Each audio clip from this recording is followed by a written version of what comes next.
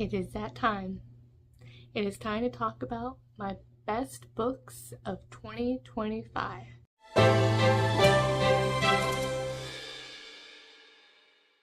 Hi there, my name is Crystal and this is Books Forever After, where I sit on my floor but talk about everything and all things books and nothing but the books. I am probably the last booktuber to finally post their top 10 of 2025, but at least I made it into the nick of time into January, so thumbs up for me. I'm gonna take this one as a win. These are my best books of 2025. I will also be posting my top 10 romantasy and my top 10 historical romance, so that will be coming. I promise, guys, I promise. It will be coming in February as well. So we will get there. Oh gosh, I don't even know. I did not prepare well for this video because I was gonna talk about how many books I read. I'm pretty sure I read 99 books, one away from 100. And I think I had 11 DNFs. So with that, 88 books that I read completely. So not too bad. And I think my average rating was like a 4.1 or something like that when I did the math earlier. And I'm going to put it on the screen because I can't think of it off the top of my head. But this is how many 5 stars I had in 2025, which I think is pretty impressive. So even though I DNF'd a bit, I had some rereads. I've only had 2 6-star reads, but I also super enjoyed a lot of my reading, and that was the whole goal, right? So I had a lot more 4 and 5 stars because, truth be told, if it's gonna be around a 3-star read, I'm probably not gonna finish it. Or like if I'm bored, I'm not gonna finish it. And that's usually why I rate something a 3 when it's nothing inherently wrong with it. It's just I just, kind of meh about it. I was hoping to find a lot more 6 stars, but those ones, that's why they are 6 stars, because they are super faves. So with that said, let's get in and talk about all these books, my faves. I'm super glad that we were able to we're going to be doing a 10 fantasy romance and 10 historical romance, because obviously those were my 2 primary, but I had to talk about those more in depth, and I'm so glad that I'm going to be doing that video. So if you want to see more about certain genres, go ahead and make sure you give a like and subscribe and hit that notification bell so you can get notified when I do post those videos.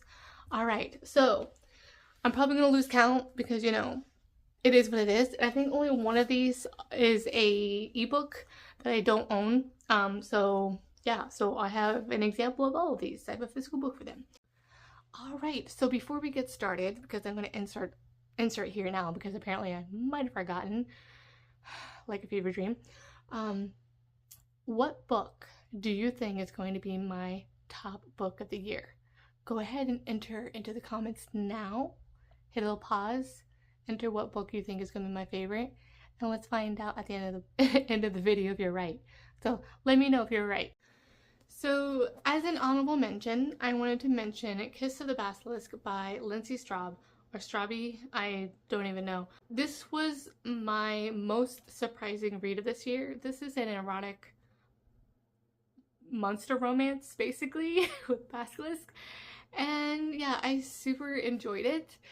It was just a fever dream of a time, and it was super fun. It has definitely bachelor vibes, where these 13 women vie for the prince's hand, and to do that they all have to go under these lessons with a basilisk, their own representative basilisk, and our main character here is paired up with the king of the basilisk. So yeah, it was a lot of fun. It was a wild time.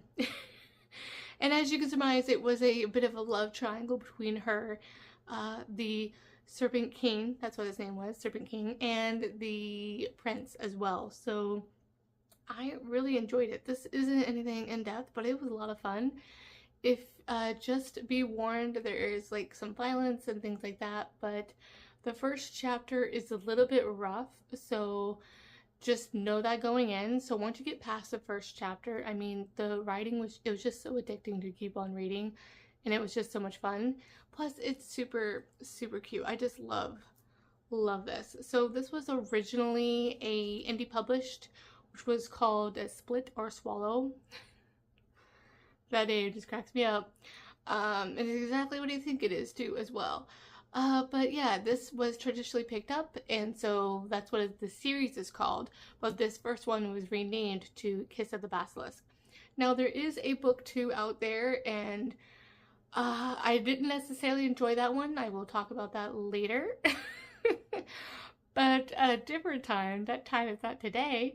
But I just, needless to say, I pretend that one doesn't exist, and just pretend that this one is a standalone. So I super enjoyed this, 5-star. Just I'm apprehensive to see what else this author puts out, because I don't know if I'm going to be interested in another one by this author. So we'll see, because I've been burned from the second one. Let's just say I was burned. So there we go. All right, so I totally messing up my number system here, because for some reason I don't have my list with me, so I totally forgot and I had to go grab this one. So The Duke with the Dragon Tattoo. This was originally a 6-star. So this is totally out of order, but I don't think it's going to be my top 10. So I'm just going to make honorable mention this now. Sitting back and thinking about it, I was like, okay, it wasn't really 6-star. I still loved The Highwayman so much way more of ranking, though I did super enjoy this one. So this was still a 5-star. This is the last book in the 6-book series of the Victorian Rebel series by Kerrigan Byrne. The Highwayman, totally 6-star. Has surpassed, again, The Magic for me by Lisa Kleypas. So it is like truly neck and neck with that one, and that has been there for so many years. It's one of my top favorite historical romances, and I really enjoyed this one. However, now I'm thinking back about it, the romance itself, the connection, wasn't as enjoyable because of I enjoyed like the plot and things like that and some of the longing and such, but I didn't feel their chemistry quite as much as I did with The Highwayman. Second Chance, loved this one so much. It still didn't just hit quite as much with A Second Chance. He's like a river pirate. He's basically a long lost person discovered, and on her wedding day he comes up and kind of kidnaps her away. So other things happen. So just trigger warnings, it is a dark historical romance. Kerrigan Byrne does that really, really well, so be forewarned. But yeah, this was really good. I think part of it was, it just gave me a little bit of the ick, I think, when the hero he feels a little bit overcome and sees the heroine as like his prize for so long, because like, you know, he was trying so much. He promised that he would always come back for her. It came across as like he saw her as his due, like his thing that he was probably focusing on, because, you know, he was shanghaied. And so he's trying to get his way back to her, but it felt a little weird in how he thought of her. It wasn't just like her herself, but just what she represented. And so I can imagine how that would feel. At the same time, it just felt kind of, it could be like insert whoever, it didn't matter that it was her, kind of a thing. So that's why it made me kind of like, wait a second, now I'm thinking about it and just sitting on it. That was the only thing why it wasn't completely perfect for me. Still 5-star, still really enjoyed it, just wasn't a all-time favorite, let's just say. Number 10 is Carnal Urges by J.T. Geisinger. This is a mafia romance with the Irish mafia. Super, super fun. This was originally indie published as well, and then traditionally picked up, so I pre-ordered this whole series and really enjoyed this one. Now, this was earlier in the year, so my memory is a little bit not current, but I primarily listened this to, I did like a immersive reading because the audiobook is a duet, and it was so good to read. So the audiobook I recommend as well. This is book 2, and this follows the best friend from book 1 and her romance with the leader of the Irish mafia, the Dom, so to speak, and it was a lot of fun. He kidnaps her. She just does a lot of shenanigans with his team, and she gets away with a lot of stuff. It was just funny. Like, he just gets basically, she has so much She is hilarious. Her humor and comedic timing and everything was so great. And so she's driving him nuts, like making him angry, but it's like more of that very like bantery thing, and I just, it was just so much fun. And she's always keeping him on the stove, so it was just a lot of fun, and I really enjoyed it. Book 1 and book 2 were 5 stars.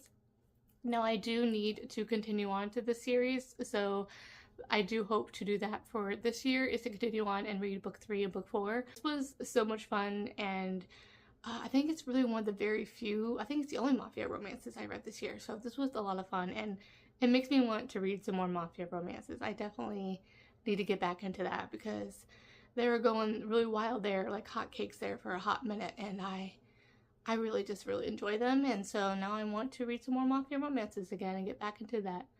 So we'll see if I do. But if you have any recommendations for me, let me know. Coming in at number 8 is Trial of the Sun Queen by Nisha J. Tooley. I read this one, oh gosh, when did I read this? Probably in the summertime. I need to continue on. There is 4 books in a series. I do own them and they're all out. It's a completed series. For some reason, I just haven't continued on. Again, trials. What can I say? I love a trials. But this book has one of the like funniest opening lines that I've ever read, and it hooked me. It's I don't want to say it in full here, but it says, "That bee took my soap." So she is starting out in prison. Prison in here, or as I heard people like are oppressed and things like that, so she's like a thief or whatever. So it was just so good, and I can't even remember everything right now off the top of my head. I just remember this was so much fun and I need to continue on. It has a bit of like Bachelor vibes as well, because as a trials Bachelor vibes, these girls have to go and try into these trials to win the hand of the prince. And obviously it also turns more political as well. During all that, you find some political maneuverings, and yeah, I'm super excited to where she left off into the second one, the person that she meets. And yes, I am excited to continue on for this. So gosh, I really do need to continue on. I might need to do like a read a vlog or something about continuing on series, because there is quite a bit of those that I need to do. But yeah, 5 stars, so much fun. The next is another fantasy romance, which is Bonded by Thorns by Elizabeth Helen. This is a Beauty Beast retelling. This is, I read this in November, if I can recall, and it was just so much fun. It has a pretty sprayed edges that this was traditionally picked up as well, and it's originally indie published, and this was just so much freaking fun. Beauty and the Beast to the max, but with a white shoes mix, to where the princes are the prince of these 4 different seasons. And there's also this villainous guy with the thorns and the thing, and just it's so freaking fun. So fun. It is definitely a CW vibe, that's for sure. This is not any high power brain power here, but oh my gosh, this was just so much fun. I read book 1 and 2, and I think there's gonna be 5 books. I think book 3 to traditionally published got released just recently, I think a couple of days ago in January, so I am excited to continue on. These are just so much fun, such a great white shoes time, definitely. And it just has a very fairy tale feeling in a fantasy romance, and I haven't got to read that in quite a while, so really enjoyed this. And then next is what I would call like a spicy contemporary romance. It's not really, it's a little bit dark, like a billionaire romance for sure. This is The Initiation by Nikki Sloan. I actually ordered this from the author's website as well, and this was just a lot of fun. It has it kind of has a very Gossip Girl vibe, because she is also of the elite rich, like her dad is like a banker and things like that, and she has to enter into an arranged marriage with the son of her dad's boss, and the things that happen, she has to go through initiation, let's just say, a little bit of an unorthodox initiation, which gives me little vibes of Secret Society, which I just love that trope, in books, especially in like billionaire romances and things like that. So this was a lot of fun. It definitely turned weird a bit in the second one, but I just super enjoyed this whole series. It was just a lot of fun just to read. And yeah, I think it has that little bit of a bully romance almost, but not. Just mainly that definitely he falls first. I like that insta love almost, but like there's a bit of yearning and things like that, and where his intentions are a little bit murky. But they had to go through this initiation where she has to go through like this test and vigorous like interviewing or whatever in order to be engaged to him. And because once he's married, he can join the board. And I had a really good time. Then next is the Once and Future Queen. I pre-ordered this. This is by Paula Lafferty. This is, as you can tell, the Once and Future King. It's definitely a nod to that book, and it is definitely a Arthurian retelling where it follows Guinevere in modern day, and she's approached by Merlin from the past, and he takes her back to the past in order to stop some great evil and things like that. So she has no memory of this past life, but her memories are really important to unlock this great evil and things like that. And where there is some magical element, as you know, like in modern day, there's no more magic, so you have to kind of find out like what happened to magic at that time and things like that. So such a good fun time. It was still 5 stars. I will say though, I don't think this is going to be for everyone. You can definitely tell that this is a debut author. It was still a lot of fun though. There's some connections that I'm wondering in the book too if it will help resolve that and grow that a little bit. There are things that were just a little bit too easy, let's just say. What I love about time travel is that it helps teach you about that world as like a first person narrative, introducing you to this world, so you learn with the character. And so a lot of this wasn't explained.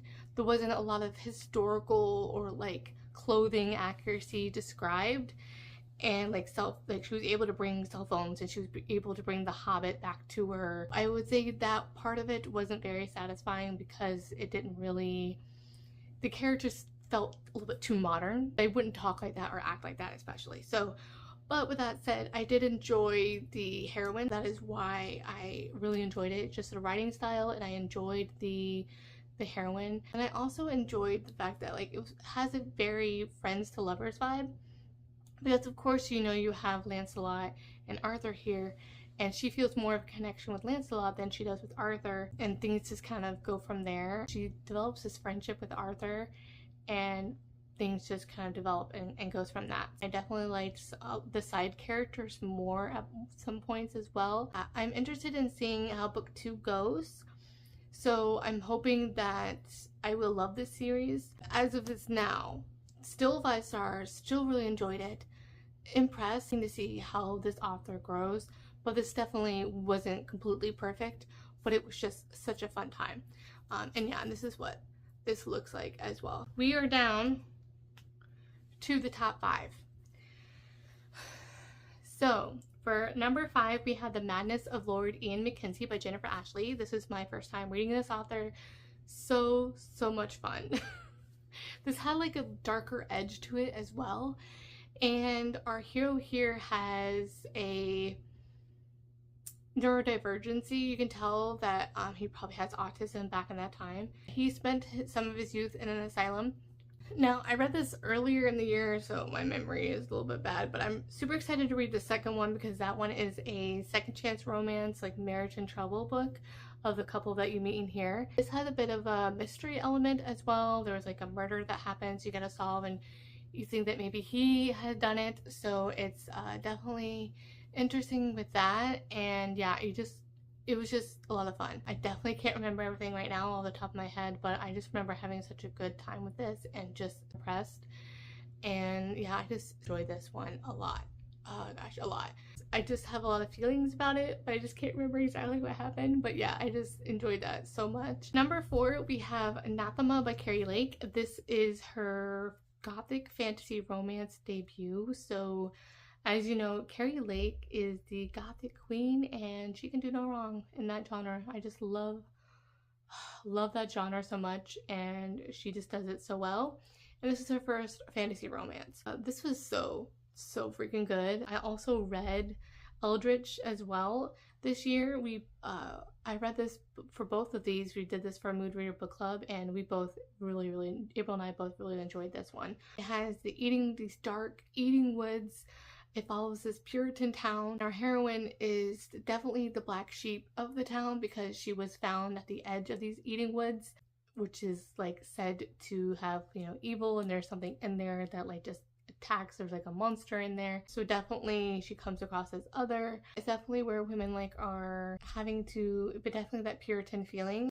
Women aren't subservient. They even like question the authority. They're like witches or whatever, evil, and just, you know, banish the whole thing. So what happens is her sister does something to where she has to be exiled into the woods, and she goes into the woods to follow her sister and try to save her, and that whole thing. And it opens up this whole other portal world kind of a situation. This is such a dark gothic horror romance. Like, it is so high fantasy. Book 2 wasn't as much as my favorite because it felt a little bit slower, especially being stuck in one location too long.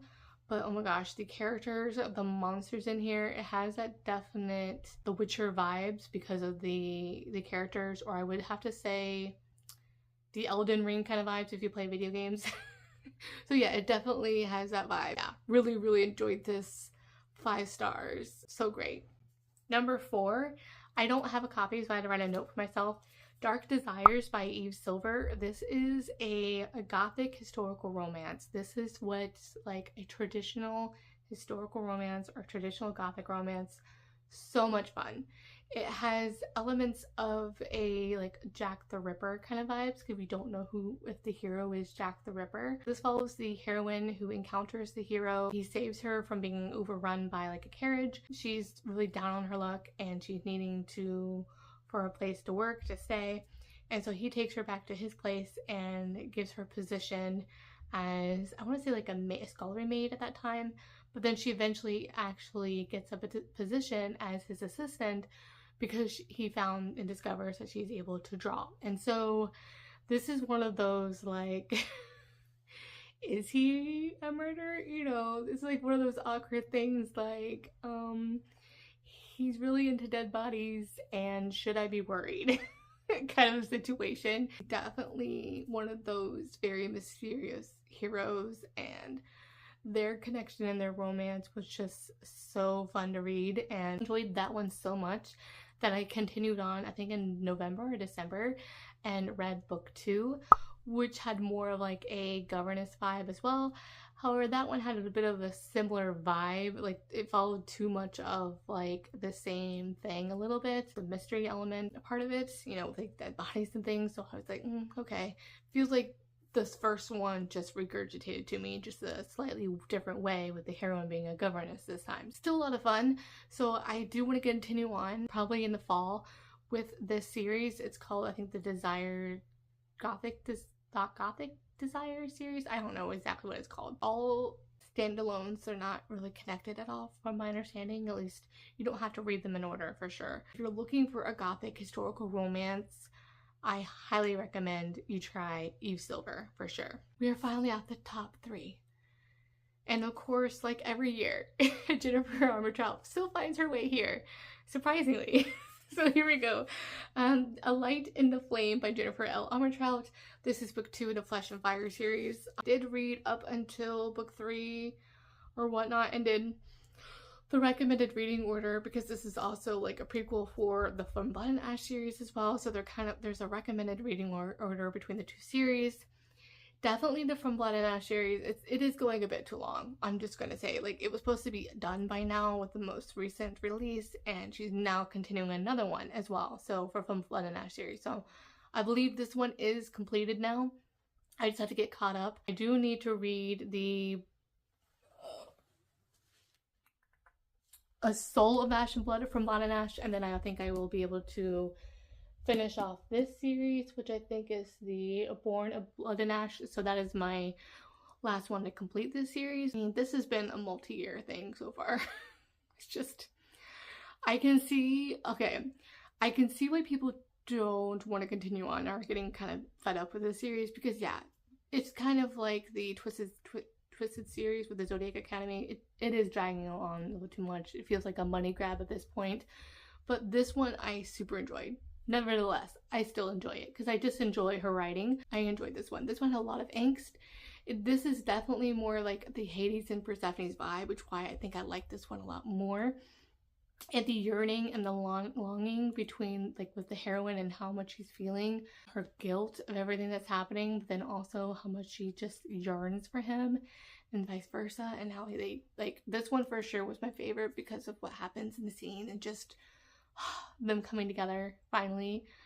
Because even though they were married, you know, it doesn't mean that they were close and things like that, and there's like a betrayal, and I don't want to get anything spoiled, but oh my gosh, it was just so good, and I really, really enjoyed it. And I read this super, super early in the year. I think I read this in January or February last year, so it is still, I still think about this book, so that is why it is in my top 3.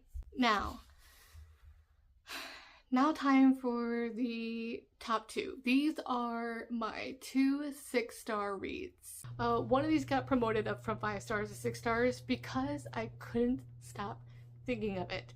So truly, these are really on the even keel, even ground, but they're from 2 different genres.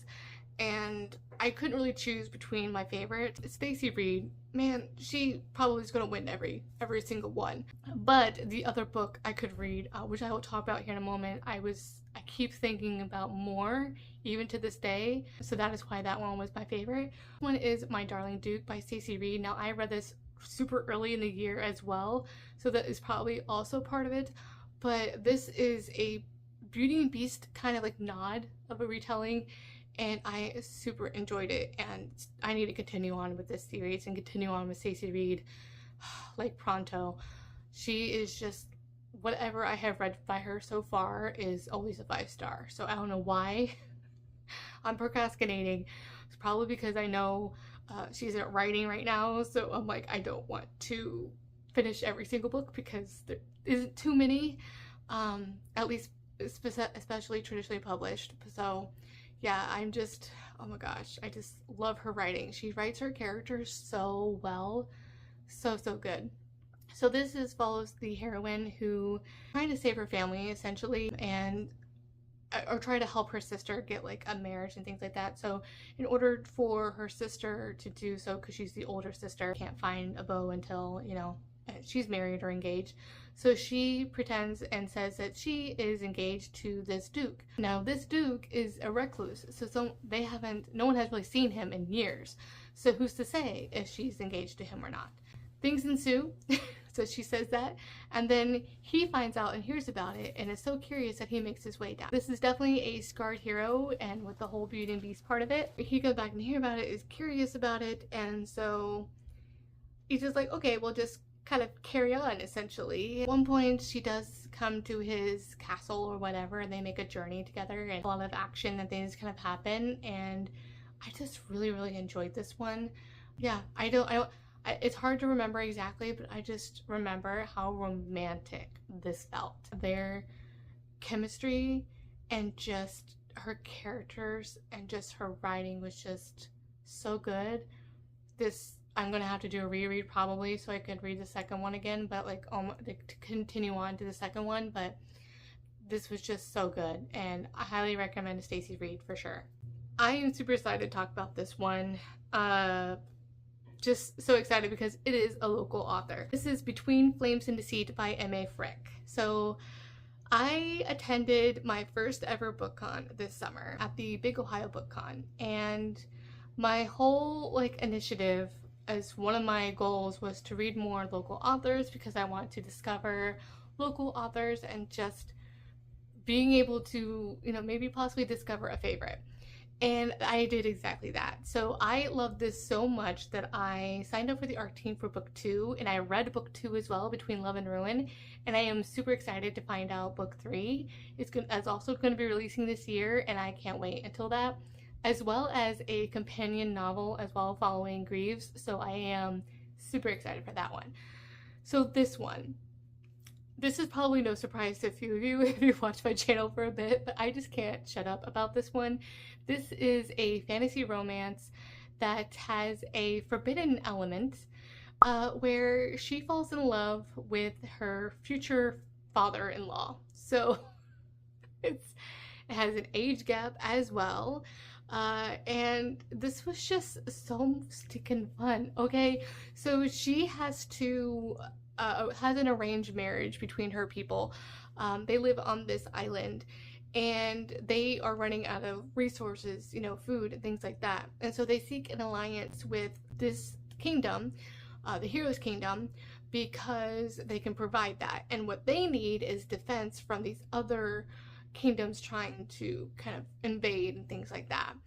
There's a lot of different magical elements, so he is like gifted and gifted or something like that, and she, well, anywho, they enter an alliance and it's bound and forged by blood. And so his oath is that she would marry his son. Like, introduction ceremony, things happened where it was supposed to be his son there, but instead he had to step in to do so, where she has to give this like gift and kind of seal that bond. And it has some interesting factors to that. So obviously it's forbidden, and it has, the son isn't exactly the greatest, let's just say, and it was just so much fun. It had so many, what I really enjoyed about this author's writing was her characters. The heroine, yes, you may be thinking age gap. I'm like, okay, well, yes, she's like in her 20s and he's like a 40-year-old, but it was just, I don't know, they're just so mature and so respectful. And this is also a very steamy, not spicy romance. So this is a closed door romance, and you get some more of that element in book 2, but oh my gosh, the library scene, so freaking good. This steam in here, oh my gosh, they just have this connection. Oh my gosh, it was so good. And what I also enjoyed is that, like, the hero is very, because I love my tortured heroes, you know, traumatized heroes. He's also widowed, obviously, so he is not married. And so there's some things from his first marriage and things like that that he's working through. And there's also things about faith, because these are two different kingdoms, so different kind of beliefs and things like that. And it was just really interesting on how faith and things like that and gods kind of play into this element. So enjoyed this. I am tempted to join the Kickstarter for book 3 when it happens, to get all 3 of these. I didn't want to initially because I love my book jackets on my covers and things like that, so like a hardcover, but like it's like printed on. I don't know, I'm so tempted to do this. I didn't get a chance to meet this author in person when I did pick this one up, because I did attend on a Sunday. But yeah, I am just so super excited about this author, and it is so cool that this author is local to me. So I just find that really cool, and I just love this one so much, guys. I have to say that it was a bit frustrating that this is a closed door romance, but this author just does such a great job, and I enjoy following her on Instagram as well and watching her stories, because she really, you can tell, enjoys her writing craft, and it goes into like the details of that, like behind the scenes, and I just really enjoy that. So if you haven't read this yet, I highly recommend that you pick up Between Flames and Deceit, and it will be a completed trilogy very soon in 2026. So definitely recommend you pick it up.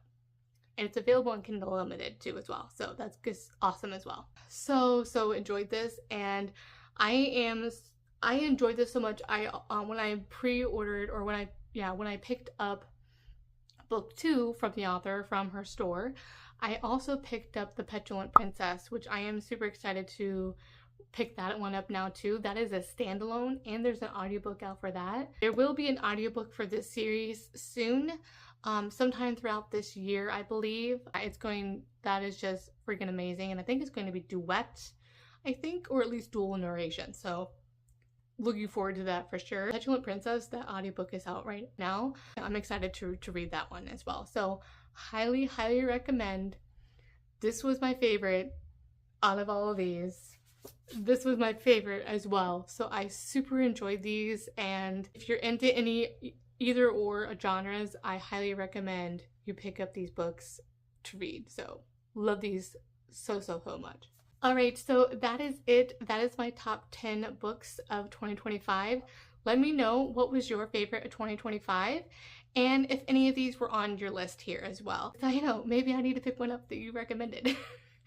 And let me know, were you correct? Were you correct in what was my favorite book of the year? So yeah, let me know down below. As always, I'll have my links down below in the description box, including my Instagram, Goodreads, and bookish wish list. And don't forget to like and subscribe and hit that notification bell so you can be notified for every time I post. All right, with all of that, I will see you guys in the next one. Bye.